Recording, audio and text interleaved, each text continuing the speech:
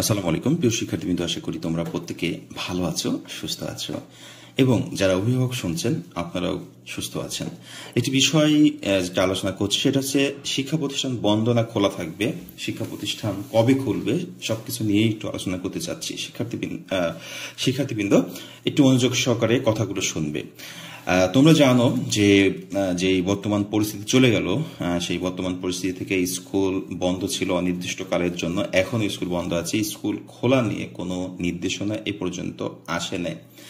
আমরা আশা করতেছি খুব তাড়াতাড়ি স্কুল খোলা নিয়ে একটি নির্দেশনা আসবে। তোমরা জানো সারা বাংলাদেশের যত জায়গায় ধ্বংসযজ্ঞ হয়েছে, যত জায়গায় এই ভাঙচুর হয়েছে, যেখানেই সমস্যা হয়েছে, তোমরা রাস্তায় নেমেছো, তোমরা এগিয়ে আসছো দেশকে সুন্দরভাবে সাজানো, গোছানো এবং সুন্দরভাবে পরিচালনা করার জন্য।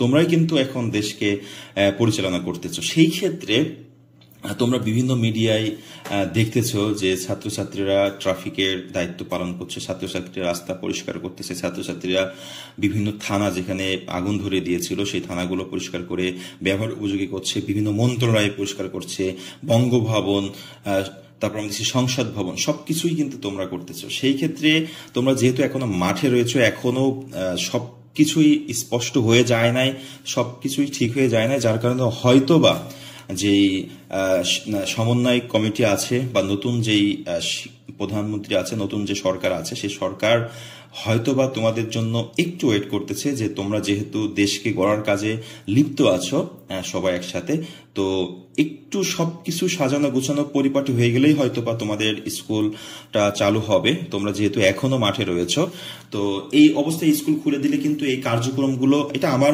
অভিমত, মানে আমার অভিমতটা প্রকাশ করতেছি, স্কুল খুলে দিলে হয়তোবা, স্কুল কলেজ খুলে দিলে হয়তোবা তোমরা যেই দেশ সংস্কারের কাজে এখনো লিপ্ত আছো সেটা হয়তোবা বন্ধ হয়ে যাবে, তোমরা স্বাভাবিকভাবে করতে পারবা না। সেই জন্য হয়তোবা কয়েকদিন পরেই স্কুলটা খোলা হবে, সবকিছু মোটামুটি গুছিয়ে আসার পর। শিক্ষার্থীবৃন্দ, তো এরকম শিক্ষা প্রতিষ্ঠান বন্ধ কিংবা খোলা নিয়ে অস্পষ্টতা এটা অবশ্যই থাকবে, কারণ দেশের পরিস্থিতি কিন্তু এখনো মোটামুটি সুস্থ হয় নাই। সেই জন্য আমরা চাচ্ছি, আমিও আমার থেকে চাচ্ছি যে ইনশাল্লাহ পড়াশোনা, যে বিগত যে কিছুদিন পড়াশোনা নষ্ট হয়েছে, এক সপ্তাহ মনোযোগ সহকারে ক্লাস করলে, এক সপ্তাহ বাসায় পড়লে, এক্সট্রা পড়লে কিন্তু এক মাসের পড়া কাভার হয়ে যায়। আমরা যারা শিক্ষক, আমরা যারা পড়াশোনা করাই, তোমরা যারা পড়ো, এটা আমরা বুঝি। হ্যাঁ, এক মাসের পড়া এক সপ্তাহ যদি তুমি একটু মনোযোগ সহকারে পড়ো, তো ইনশাল্লাহ প্রায় কাভার হয়ে যায়। সেই ক্ষেত্রে আমাদের সামনে শুক্রবার শনিবার স্কুল বন্ধ থাকে। আমরা যদি এখন দেশটা সংস্কার করে নিয়ে পরে এক মাস শুক্রবার শনিবার বা পরপর 2 মাস শুক্রবার শনিবার আপাতত খুলে রেখে পরবর্তীতে শিক্ষার যে ক্লাস টাইমটা আছে সেটা একটু 1 ঘন্টা বাড়ায় দিই, এই সব যেই ঘাটতি ছিল সবই কিন্তু ঠিক হয়ে যাবে। এটা নিয়ে তোমাদের টেনশন করতে হবে না। আপনি যারা অভিভাবক আছেন, এটা নিয়েও এত হতাশ হওয়ার কিছু নাই যে স্কুল খুলছে না কেন, বাচ্চারা পড়াশোনা করতেছে না কেন। আপনার বাচ্চারা যে রাস্তায় কাজ করতেছে, আপনার বাচ্চারা দেশ সংস্কার করতেছে, এটাই হচ্ছে পড়াশোনা। হ্যাঁ, পড়াশোনা মানেই হচ্ছে বাস্তব জীবনে আমি কি করলাম, তার আচার আচরণ কি পরিবর্তন হলো, এটাই কিন্তু পড়াশোনা। পড়াশোনা এই নাই গদবাদা আপনার বই পড়ে বই শিখবে শুধু। হ্যাঁ, এটা তো আমাদের ভ্রান্ত একটা ধারণা থাকে।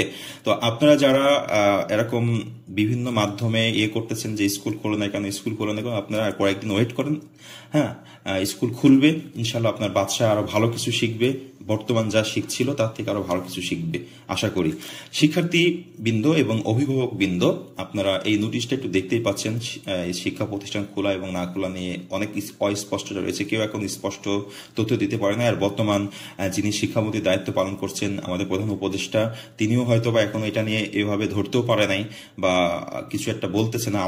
আমার মতে যেটা মনে হয়েছে সেটাই, যে যেহেতু ছাত্রছাত্রী দেশ সংস্কার করতেছে, এটা কিছুটা উন্নতি হলেই শিক্ষা প্রতিষ্ঠান খুলে দিবে, তারা স্কুলে যাবে, পড়াশোনায় বসবে এবং আগের থেকে আরো বেটার পড়বে, কারণ তাদের একটা উদ্যম, তাদের শক্তি, তাদের একটা কনফিডেন্সের জায়গায় এসেছে যে পড়াশোনা করে অনেক কিছু করা যাবে এখন। আগে যেমন আমরা বাচ্চাদের পড়িয়েছি, 8, 9, 10 বাচ্চারা যদি এই মনে করতো যে স্যার পড়াশোনা করে কিছুই হয় না, টাকা ছাড়া চাকরি হয় না, তাদের মানসিকতাই ছিল এরকম।